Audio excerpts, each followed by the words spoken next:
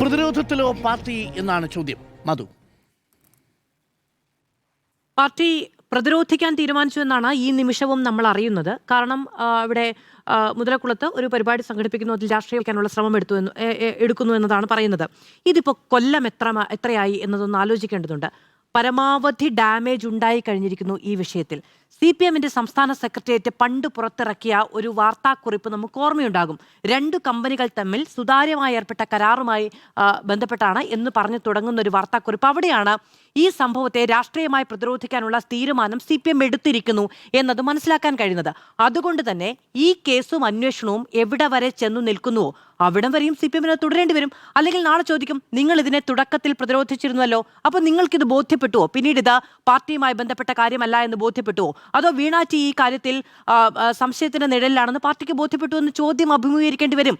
ഈ കാര്യങ്ങളൊക്കെ ചിന്തിച്ച് വേണമായിരുന്നു ആദ്യം മുതലുള്ള തീരുമാനം. ഇത് ഒരു വ്യക്തിയും ഒരു കമ്പനിയും തമ്മിലുള്ളതാണെങ്കിൽ ആ വ്യക്തിയും ആ കമ്പനിയും രാജ്യത്തെ നിയമ സംവിധാനവും ചേർന്ന് തീരുമാനമെടുക്കട്ടെ എന്ന് പാർട്ടി അന്ന് ചിന്തിച്ചില്ല എന്നുള്ളതാണ് ഒന്ന്. അത് അന്നത്തെ മുഖ്യമന്ത്രിയായ പിണറായി വിജയന്റെ മകളായതുകൊണ്ടാണ് ED വേട്ടയാടുന്നത്. അത് രാഷ്ട്രീയമായ വേട്ടയാണ് എന്ന് പാർട്ടി രാഷ്ട്രീയമായി തിരിച്ചറിഞ്ഞതിന്റെ എന്നാണ് ഞാൻ ഉപയോഗിക്കുന്നത്.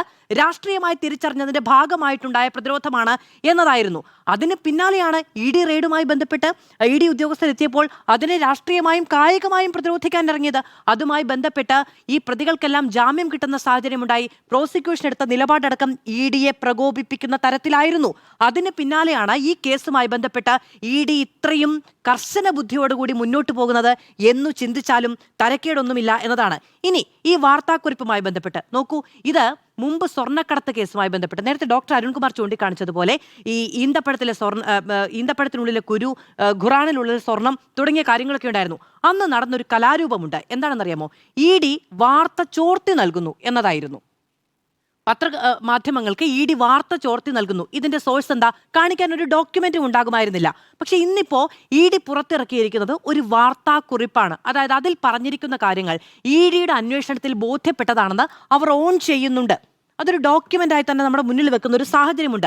എന്നാൽ അത് പൂർണ്ണമായും വിശ്വാസത്തിലെടുക്കാൻ കഴിയുന്നതാണോ എന്ന് ചോദിക്കുകയാണെങ്കിൽ അതൊക്കെ ഞങ്ങൾ കണ്ടെത്തിയിട്ടുണ്ട്, അതിൽ തുടരന്വേഷണം നടത്തുന്നു എന്ന കാര്യം തന്നെയാണ് ED പറയുകയും ചെയ്യുന്നത്. നോക്കൂ, ഈ വാർത്താക്കുറിപ്പ് അവസാനിക്കുന്നത് തന്നെ എങ്ങനെയാണ്? ED ഇതിൽ അന്വേഷണം നടത്താൻ തീരുമാനിച്ചിരിക്കുന്നു എന്ന് പ്രഖ്യാപിച്ചുകൊണ്ടാണ്. അതായത് റെയ്ഡുകളിലൂടെ കണ്ടെത്തിയിരിക്കുന്ന കാര്യങ്ങളിൽ ED അന്വേഷണം നടത്താൻ തീരുമാനിച്ചിരിക്കുന്നതാണ്. റെയ്ഡുകളിൽ കണ്ടെത്തിയിട്ടുണ്ട് എന്നത് പറയുള്ളൂ. Further investigation is under progress എന്ന് തന്നെയാണ് ED ഈ വാർത്താക്കുറിപ്പ് വൈൻഡപ്പ് ചെയ്യുന്നത് എന്നതുകൂടി നമ്മൾ ആലോചിക്കണം. ഹാൻഡ് റിട്ടൺ ഇത് നോക്കൂ, ഈ ഫെമ കേസ് രജിസ്റ്റർ ചെയ്യും എന്നതാണ് ഒന്നാമത്തെ സൂചനയായി പറയുന്നത്. 85 ലക്ഷം രൂപ ഈ ദുബായിലേക്ക് ട്രാൻസ്ഫർ ചെയ്തിരിക്കുന്നു എന്നതടക്കമുള്ളതിന്റെ ഹാൻഡ് റിട്ടൺ നോട്ട്സ് കണ്ടെത്തിയിരിക്കുന്നു. ഇപ്പം നമ്മൾ ഒരു കേസുമായി ബന്ധപ്പെട്ട അന്വേഷണം ഒരു ഏജൻസി, അതിപ്പോൾ കേരളത്തിന്റെ പോലീസോ ക്രൈംബ്രാഞ്ചോ CBIയോ EDയോ NIO എന്തുമാകട്ടെ, അവരൊരു അന്വേഷണം നടത്തുന്നു. അവിടെ ഹാൻഡ് റിട്ടൺ ഡോക്യുമെന്റ് ആണെങ്കിൽ ഹാൻഡ് റിട്ടൺ ഡോക്യുമെന്റ്, അതല്ല ഡിജിറ്റൽ രേഖകളാണെങ്കിൽ അങ്ങനെ, ഇനി ഗാഡ്ജറ്റ്സിൽ നിന്ന് അവർക്ക് കിട്ടുന്ന രേഖകളാണ് എങ്കിൽ അങ്ങനെ, ഫോട്ടോയുമായി ബന്ധപ്പെടുന്ന സാധനങ്ങളാണെങ്കിൽ അങ്ങനെ. ഇതൊക്കെ അന്വേഷിക്കണം. ഇതിന് തെളിവ് മൂല്യമുണ്ടോ എന്ന് ചോദിച്ചിട്ടുണ്ടെങ്കിൽ നേരത്തെ പറഞ്ഞതുപോലെ അതിന് തെളിവ് മൂല്യം നൽകുന്ന മറ്റ് തെളിവുകൾ കൂടി കണ്ടെത്തേണ്ടതുണ്ട്. അത് കോടതിയിൽ പ്രൊഡ്യൂസ് ചെയ്യേണ്ടതുണ്ട്. പക്ഷെ ഹാൻഡ് റിട്ടൺ നോട്ട്സ് കണ്ടെത്തിയത് കൊണ്ട് അത് കേസ് രജിസ്റ്ററിലോ പരാമർശിക്കാൻ പാടില്ല, അന്വേഷിക്കാൻ പാടില്ല എന്ന് എവിടെയും പറയുന്നില്ലല്ലോ. ആ അന്വേഷണമാണ് അണ്ടർ പ്രോഗ്രസ് എന്ന് ED ഈ വാർത്താക്കുറിപ്പിന്റെ ഏറ്റവും അവസാനം എഴുതി വെച്ചിരിക്കുന്നത്. പറയൂ. ഞാൻ പറഞ്ഞത് 2019 തുടങ്ങിയതാണ് ഈ അന്വേഷണം. 2019 ഇത് 2026 2019 ഒരു അന്വേഷണം തുടങ്ങി. അതിനുശേഷം SFIO അന്വേഷണം ഉണ്ടാകുന്നു. ഇങ്ങനെയുള്ള ഒരു പുരോഗതി അതിലുണ്ടാകുന്നുണ്ട്. കുറ്റപത്രം സമർപ്പിച്ചിട്ടുണ്ടോ, അന്വേഷണം മുന്നോട്ട് കൊണ്ടുപോകുന്നുണ്ടോ എന്നുള്ളതാണ് ചോദ്യമെങ്കിൽ ഈ അന്വേഷണം നിർത്തിവെക്കണം, ഈ അന്വേഷണം ക്യാൻസൽ ചെയ്യണമെന്ന് ആവശ്യപ്പെട്ടുകൊണ്ട് ഇതിന്റെ കക്ഷികളും കോടതിയിലേക്ക് പോയിട്ടുണ്ട് 2019 മുതൽ ഇങ്ങോട്ട് പലതവണ. അപ്പോൾ ഈ അന്വേഷണം ഈ പറയുന്നത് പോലെ ഒരു ഫാസ്റ്റ് ട്രാക്കിൽ മുന്നോട്ട് പോയ ഒന്നല്ല എന്നതുകൂടി നമ്മൾ പരിഗണിക്കേണ്ടതുണ്ട്. ഇനി വേറെയും ഒരു കാര്യമുണ്ട്. അപ്പോൾ വാർത്താ ചോർത്തൽ എന്ന നിലയ്ക്ക് മാധ്യമങ്ങളിൽ ഇൻജക്ട് ചെയ്ത് കൊടുക്കുന്ന വാർത്ത എന്നതിനപ്പുറത്തേക്ക് ED ഒരു വാർത്താക്കുറിപ്പ് തന്നെ നൽകിയിട്ടുണ്ട്. അതിൽ അവരുടെ കണ്ടെത്തലുകളെ കുറിച്ച് പരാമർശിക്കുന്നുണ്ട് എന്നതാണ്. ഇതിൽ ഫ്രോഡ് ആൻഡ് ബ്രൈബ് പേയ്മെന്റ് എന്നുള്ളതാണ്. അത് ED വിശദീകരിക്കേണ്ടതാണ്. പേയ്മെന്റ് നടന്നിട്ടുണ്ട് എന്നതിനെ കുറിച്ച് ഉള്ള അന്വേഷണം എന്നതാണ് ED ആദ്യം വിശദീകരിക്കുന്നത്. അതിൽ കൃത്യമായി പറയുന്നത് ഇതാണ്. In connection with the corporate fraud and bribe payment done by Cochin Minerals and Rutile Limited. ഇതിലാണ് അന്വേഷണം പോകുന്നത്. അതിൽ പിന്നീട് ഈ ഈ 182 കോടിയുമായി ബന്ധപ്പെട്ട കണക്ക് പറയുന്നു. അതിൽ പിന്നീട് അവിടെ നിന്ന് താഴേക്ക് വരുമ്പോൾ എക്സാലോജിക്കുമായി ബന്ധപ്പെട്ട 2.7 crore എന്ന കണക്ക് പറയുന്നു. അതിൽ വ്യക്തമാകാത്തൊരു കാര്യമുണ്ട്. അതായത് 1.78 ആണ് ഈ എക്സാലോജിക് CMRൽ ഇടപെട്, 50 ലക്ഷമാണ് വായ്പ നൽകിയത് എന്ന് പറയുന്നു. ഇത് രണ്ടും ചേർന്നാൽ 2.78 ആകില്ല, 2.28 ആവുള്ളൂ. അപ്പം മറ്റ് 50 ലക്ഷത്തിന്റെ കണക്ക് ഏതാണ്?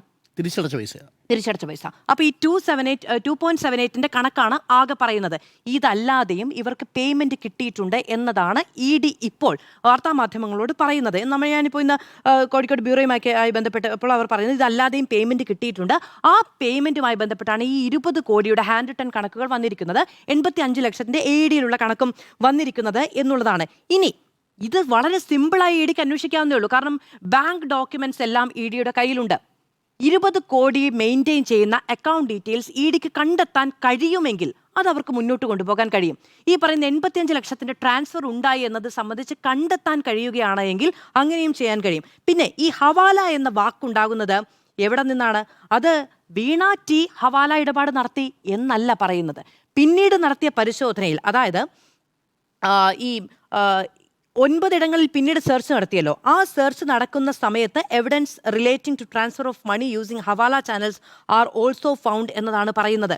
ഇത് എവിടെ നിന്ന് എന്നത് വളരെ വ്യക്തമായി ED വാർത്താക്കുറിപ്പിൽ പറയുന്നില്ല. അപ്പോൾ ഈ സൊളാസ് ഏജൻസിയുമായി ബന്ധപ്പെട്ട് നടത്തിയ പരിശോധനകൾ, നിഖിലുമായി ബന്ധപ്പെട്ട് നടത്തിയ പരിശോധനകൾ, നന്ദുലാലുമായി നടത്തിയ പരിശോധനകൾ, വീണാച്ചിയുടെ വീട്ടിലടക്കം നടത്തിയ പരിശോധനകൾ, എവിടെ നിന്നാണ് ഈ ഡോക്യുമെന്റ് സീസ് ചെയ്തിരിക്കുന്നത് എന്ന കാര്യം ED വ്യക്തമാക്കുന്നില്ല. ED വ്യക്തമാക്കാത്ത വാർത്താക്കുറിപ്പ് നൽകുമ്പോഴാണ് ഈ വാർത്തകളുടെ അവനവന്റെ ഭാവനാ സൃഷ്ടിക്കനുസരിച്ചുള്ള വാർത്തകൾ വരുന്നത് എന്നതുകൂടിയുണ്ട്. ലേക്കർ ഇന്ത്യ എന്നതുമായി ബന്ധപ്പെട്ട് അതൊരു തമാശയാണ്. 10 ലക്ഷം രൂപയുടെ ഇൻവെസ്റ്റ്മെന്റ് ആണ് അവിടെ നടന്നിട്ടുള്ളത് എന്നതാണ് മുഹമ്മദ് റിയാസിന്റെ ഈ ഡോക്യുമെന്റിലടക്കം പറയുന്നത്. 10 ലക്ഷം രൂപ 2023 ചെലവഴിച്ച ഒരു ഇൻവെസ്റ്റ്മെന്റ് നടത്തിയിട്ട് ആ കെട്ടിടത്തിന്റെ ഉടമസ്ഥനടക്കം പറയുന്ന അവിടെ 1 or 2 തവണയോ ചില ആളുകൾ വന്നു പോയിട്ടുണ്ട് എന്നത് മാത്രമാണ്. അവിടെ ഒരു വെള്ള പേപ്പറിൽ എഴുതി ഒട്ടിച്ചതാണ് ഈ ഓഫീസ് ഡീറ്റെയിൽ എന്ന് പറയുന്നത്. ഇതിന്റെ രജിസ്ട്രേഷനുമായി ബന്ധപ്പെട്ട് നൽകിയിരിക്കുന്ന അഡ്രസ്സ് അല്ല ഇപ്പോഴും ആ 2 നില കെട്ടിടത്തിൻ്റെത്. ഒരു വെള്ള പേപ്പറിൽ എഴുതി ഒട്ടിച്ചിരുന്ന അത് പേപ്പർ താഴെ വീണ് പോയി. പിന്നീട് ഏറ്റവും പുതുതായി എഴുതി ഒട്ടിച്ച് ഞാൻ നമ്മുടെ റിപ്പോർട്ടറോടക്കം കൺഫേം ചെയ്യുകയും ചെയ്തു. ഈ പ്രശ്നങ്ങളും വാർത്തകളും വന്നു തുടങ്ങിയതിന് ശേഷം അത് വീണ്ടും എടുത്ത് ഒട്ടിച്ച രീതിയിലാണ് അതിപ്പോൾ അവിടെ ഒരു പുതിയ പേപ്പറിൽ കാണാനും കഴിയുന്നത്. അപ്പോൾ ഈ 2023 മുതൽ 2026 വരെ 10 ലക്ഷം രൂപ ഇൻവെസ്റ്റ് ചെയ്ത ഒരു സ്ഥാപനം അവിടെ പൂട്ടിയിട്ടുക, മാസത്തിൽ 1 or 2 തവണ ആരെങ്കിലുമൊക്കെ വന്നു പോകുക എന്നതിനപ്പുറത്ത് ഒന്നും ചെയ്തിട്ടില്ല എന്നതുകൂടിയാണ് വ്യക്തമാകുന്നത്. അപ്പോൾ അങ്ങനെ ഒരു ഡെഡ് മണി ആയിട്ടാണ് അത് ഇട്ടിരിക്കുന്നത് എന്നതുകൂടി വ്യക്തമാവുകയാണ്. ഇനി ശശി പാർട്ടി പ്രതിരോധിക്കുമോ എന്ന് ചോദിച്ചാൽ, ഇത്രയും കാലം ഈ പറയുന്നത് പോലെ വീണ ടിയും CMRലുമായി ബന്ധപ്പെട്ട ഒരു ഇടപാട്, പക്ഷെ ഇനിയിപ്പോൾ പാർട്ടിക്ക് പ്രതിരോധിക്കണം. എന്തുകൊണ്ടാണ്? അത് 2 വ്യക്തികൾക്കപ്പുറത്തേക്ക് PM മുഹമ്മദ് റിയാസിന്റെ തെരഞ്ഞെടുപ്പ് ഫണ്ട് അടക്കമുള്ള കാര്യങ്ങൾ ചൂണ്ടിക്കാണിക്കുന്നു. ഈ പറയുന്ന നന്ദുലാലും നിഖിലും അടക്കമുള്ള DYFIയുടെ നേതാക്കൾ, CPMന്റെ നേതാക്കൾ അടക്കമുള്ളവരുടെ പേരുകൾ വരുന്നു. അപ്പോൾ പാർട്ടിയുടെ പ്രധാനപ്പെട്ട സ്ഥാനത്തിരിക്കുന്ന നേതാക്കളുടെ പേരുകൾ ഒന്നിനു പുറകെ ഒന്നായി ഉന്നയിക്കപ്പെടുമ്പോൾ, പുറത്തേക്ക് വരുമ്പോഴൊന്നോ കണ്ടെത്തുക എന്നല്ല ഞാൻ പറയുന്നത്, ഉന്നയിക്കപ്പെടുമ്പോൾ സ്വാഭാവികമായും അത് പാർട്ടിക്കെതിരെയുള്ള നിലപാട് എന്ന് കണ്ട് പാർട്ടി പ്രതിരോധിക്കേണ്ടതുണ്ട് എന്ന് തന്നെയാണ്. ഇപ്പോഴതിന്റെ ഉത്തരവാദിത്തമുണ്ട്. അതായത് മുൻ മുഖ്യമന്ത്രി പിണറായി വിജയന്റെ, ഇപ്പോഴത്തെ പ്രതിപക്ഷ നേതാവ് പിണറായി വിജയന്റെ മകളിൽ നിന്ന് ഈ കേസ്, അങ്ങ് പറഞ്ഞല്ലോ 2019 തുടങ്ങിയ അന്വേഷണമെന്ന്, ഈ കേസ് നിലവിൽ വീണ തായ്ക്കണ്ടിയിൽ മാത്രമല്ല നിൽക്കുന്നത്. ആ ഉത്തരവാദിത്തം പാർട്ടി ഏറ്റെടുത്തു എന്നത് മാത്രമല്ല, ഇനി ആ ഉത്തരവാദിത്തം പാർട്ടിയുടേതാണ്. കാരണം പാർട്ടിയുടെ പ്രധാനപ്പെട്ട നേതാക്കളുടെ ഒക്കെ പേരുകൾ ഉന്നയിക്കപ്പെടുകയാണ് EDയുടെ അന്വേഷണത്തിലൂടെ. അപ്പോൾ പ്രതിരോധിക്കേണ്ടതായ ഉത്തരവാദിത്തം വരും. കാരണം ജനങ്ങൾക്കിടയിൽ പ്രവർത്തിക്കുന്ന പാർട്ടിയാണ്. അവരുടെ നേതാക്കളടക്കം ഉൾപ്പെടുന്ന ഹവാല ചാനൽസിന്റെ തെളിവുകൾ കണ്ടെത്തിയെന്ന് ED നോട്ടീസിലുണ്ടെങ്കിൽ സ്വാഭാവികമായും വിശദീകരിക്കണം. ഇനി പ്രാഥമികമായി വിശദീകരിക്കേണ്ടത് ആരാണ്? ഇത്രയും കാലവും ഉണ്ടാകാത്തൊരു വിശദീകരണം എവിടെ നിന്നാണ്? അത് വീണ ടിയുടെ ഭാഗത്തു നിന്ന് തന്നെയാണ്. അപ്പോൾ വീണ ടി ഒക്കെ അത് വിശദീകരിക്കേണ്ട കാര്യമില്ല പൊതുമാധ്യമങ്ങളോട്. എന്തുകൊണ്ടാണ്? അവർ ഏതെങ്കിലും തരത്തിൽ ജനങ്ങളുമായി ഇടപെട്ട് ജീവിക്കുന്നതോ തെരഞ്ഞെടുക്കപ്പെട്ട സ്ഥാനങ്ങളിൽ നിൽക്കുന്ന ഒരാളോ അല്ല. പക്ഷേ സ്വാഭാവികമായും ജനങ്ങളുമായി ബന്ധപ്പെട്ട് നിൽക്കുകയും തെരഞ്ഞെടുക്കപ്പെട്ട സ്ഥാനങ്ങളിൽ ഇരിക്കുന്നതുമായ ഒരാളുടെ മകളാണ്, ആ ആളുടെ മകളായതുകൊണ്ടാണ് ആ വേട്ട നേരിടുന്നത് എന്ന് പറയുമ്പോൾ സ്വാഭാവികമായും അത് വിശദീകരിക്കേണ്ടതുണ്ട് എന്ന ഉത്തരവാദിത്തം പ്രാഥമികമായി ഏറ്റെടുക്കുന്നുണ്ട് എന്നത് കൂടിയാണ്.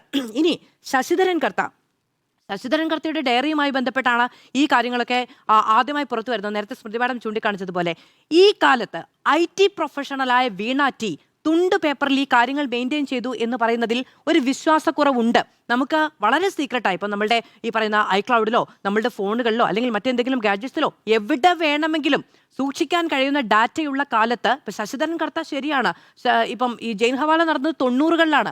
അന്നത്തെ ടെക്നോളജിയിൽ നിന്ന് ഏറെ മുന്നോട്ട് പോയൊരു കാലത്ത് ഇത്രയും ED അന്വേഷണം കാടിളക്കി നടക്കുന്നതിനിടയ്ക്ക് വീണ ടി തുണ്ട് പേപ്പറിൽ 20 കോടിയുടെ കണക്കെഴുതി വെച്ചു, 85 ലക്ഷം രൂപയുടെ കണക്കെഴുതി വെച്ചു. അത് കൃത്യമായി ED വന്ന സമയത്ത് അവരുടെ കയ്യിൽ കിട്ടി എന്നതടക്കമുള്ള കാര്യങ്ങൾ അത് അവിശ്വസനീയമായ ഒരു കാര്യം തന്നെയാണ്. പക്ഷെ നേരത്തെ പറഞ്ഞതുപോലെ ED മുന്നോട്ട് വെച്ച വാർത്താക്കുറിപ്പാണ്, അവരുടെ ഹാൻഡ് റിട്ടൺ ആയിട്ടുള്ള രേഖകളാണ് കണ്ടെത്തിയിരിക്കുന്നത് എന്ന് പറയുന്നു. ഈ കേസ് കോടതിയിൽ വരും ഏതെങ്കിലും ഒരു കാലത്ത്.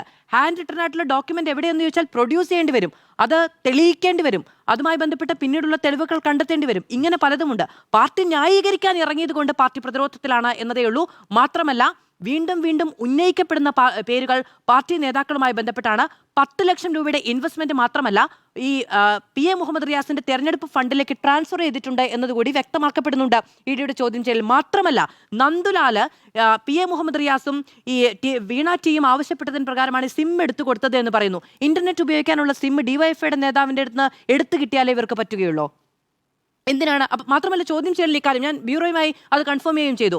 നന്ദുലാല് EDക്ക് മൊഴി കൊടുത്തിട്ടുണ്ട്, വീണ ടിയും മുഹമ്മദ് റിയാസും ആവശ്യപ്പെട്ടതിന് പ്രകാരമാണ് സിം എടുത്തു കൊടുത്തത് എന്ന് മൊഴി നൽകിയിട്ടുണ്ട് എന്നാണ് പറയുന്നത്. അതെന്തിനാണ് എന്നതടക്കമുള്ള കാര്യങ്ങൾ വ്യക്തമാക്കണം. നന്ദുലാല് മൊഴി നൽകിയതിനപ്പുറത്ത് DYFIയുടെ ഭാഗത്ത് നിന്ന് ഈ കാര്യങ്ങൾ വിശദീകരിച്ചിട്ടില്ല, PA മുഹമ്മദ് റിയാസിന്റെ ഭാഗത്ത് നിന്ന് ഈ കാര്യങ്ങൾ വിശദീകരിച്ചിട്ടില്ല.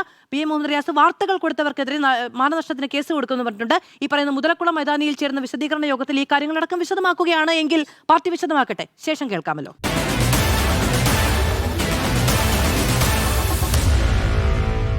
Meet the editors.